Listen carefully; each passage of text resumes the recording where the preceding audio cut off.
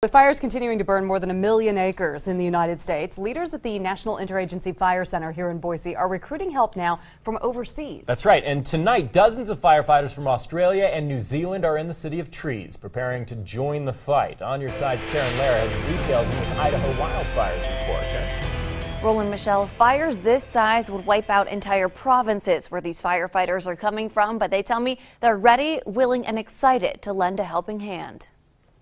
Within the world of firefighters, there's a network and an understanding that when given the chance, they all look after one another. The comfort that comes out from assisting somebody else is really coupled to why we do firefighting. That's why 71 fire personnel from Australia and New Zealand jumped at the opportunity to assist efforts in the western United States as local crews are faced with a particularly aggressive fire season.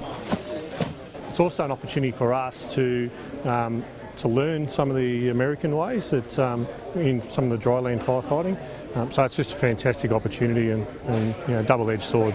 Crew members leave behind children and families on the other side of the world, but helping their fellow firefighters in need is what they live for. It's actually quite a competitive process to come on an overseas deployment, and Really wanted to. Yes, everybody wants to come on these deployments, so it's seen as a sort of a highlight of your career, and it's not only a chance for us to use our skills, but it's a chance to learn from others as well.